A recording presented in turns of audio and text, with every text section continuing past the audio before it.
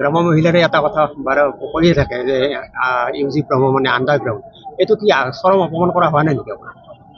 নাই, এইটো নাপায়। যিবিলাক শিক্ষিত মানুহ আৰু পাব্লিক লাইফত থকা নেতৃত্ব দিয়া মানুহে এইবিলাক ক'ব নাপায় উপলন্য কৰিবলৈ। কাৰণ ডক্টৰ হিমন্ত বিশ্ব শৰ্মা আজি কংগ্ৰেছক আক্ৰমণ কৰে, ৰাহুল গান্ধীক সন্মান সহকাৰে নাম লৈ পেলাই ৰাহুল গান্ধী বুলিয়ে আক্ৰমণ কৰে, আৰু অসমৰ গৌৰৱ গগৈ এনেকৈ উপলুঙা কৰি কোৱা নাই। তেওঁৰ এটা স্বভাৱ আছে, এইটোৱেই মানে মই এইটো লৈ পেলাই ইমান চিন্তাও নকৰোঁ। কিন্তু এইটো নাপায়। এজন তেওঁ মুৰব্বী হয়, কনষ্টিটিউশ্যনেল হেড হয়, আৰু সিদিনা আমাৰ BTCৰ যিটো ছেক্ৰেটাৰিয়েটত ঘটনা ঘটি গ'ল, তাৰ কাৰণে মোক জগৰীয়া কৰিছে, মোৰ হাত আছে বুলি কৈছে। একচুৱেলি মই ইয়াত তেখেতক এটা উপদেশে দিব পাৰোঁ যে তেখেত এজন মুৰব্বী। এতিয়া BTCত 5 বছৰৰ কাৰণে তেওঁ শাসনত আছে।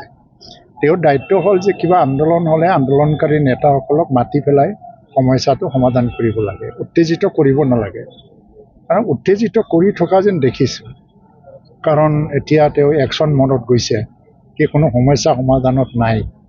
তো উত্তেজিত কৰি থাকিলেতো পৰিৱেশটোতো বেয়া হ'ব, কাৰ কাৰণে ভাল হ'ব এইটো? কাৰণ তেওঁ মানে যিবোৰ ভাষণ দিয়ে, এটাক কৰে, আক্ৰমণ কৰে, তো তেওঁ বিচাৰিছে নেকি উত্তেজিত হৈ থাকক বিধানসভালৈকে? মই এইটোৱেই ভাবি আছোঁ যে তেখেতে উত্তেজনাময় এটা পৰিৱেশে বিচাৰি আছে নেকি, যাৰ কাৰণে উত্তেজনা সৃষ্টিয়ে কৰি আছে।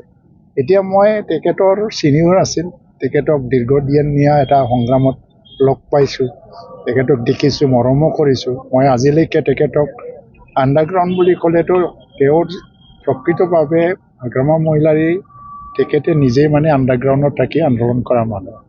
সেইটো লৈ পেলাই মই কোনোদিন উপলুঙা নকৰোঁ। তেখেতসকলৰ আন্দোলনৰ সময়ত কি ঘটনা ঘটিছে মই আজিলৈকে একো ক'বলৈ নাযাওঁ।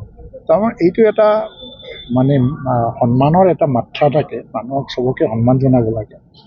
কিন্তু উত্তেজনা তেওঁ বিচাৰিব নালাগে, উত্তেজনা সৃষ্টি কৰাটো তাৰ উদ্দেশ্য হ'ব নালাগে। যিবিলাকে কৰিছে এটা জুডিচিয়েল ইনকুৱাৰী দিয়ক, দোষীয়ে শাস্তি পাব যদি কোনোবা আছে, সেইটো মই ক'ব লগা নাই। কিন্তু সামগ্ৰিকভাৱে সমাজত যাতে উত্তেজনা আকৌ বিৰাজ নহয়, তাৰ কাৰণে এইটো নিৰাময় কৰিবৰ কাৰণে তেওঁৰ প্ৰথম দায়িত্ব তেওঁ মাতি আলোচনা কৰক আন্দোলনকাৰীসকলৰ লগত। আৰু BTCৰ যি আলোচনাৰ এটা পৰিণাম ওলাব, এইটো ৰাজ্য চৰকাৰে বিবেচনা কৰিবলৈ বাধ্য হ'ব। সেইটো নকৰি পেলাই ই মানে এনেকেই কৈ আছে, হয়তোবা সি বহুত কাৰণত কৈ আছে, ভয়ভীত হ'ল নেকি, এই ধৰণৰ মানে এজন মুৰব্বী বা এজন প্ৰশাসকৰ মানে এজন চৰকাৰৰ হেড হিচাপে এই ধৰণৰ ব্যৱহাৰটো ৰাইজৰ কাৰণে কাম্য নহয়।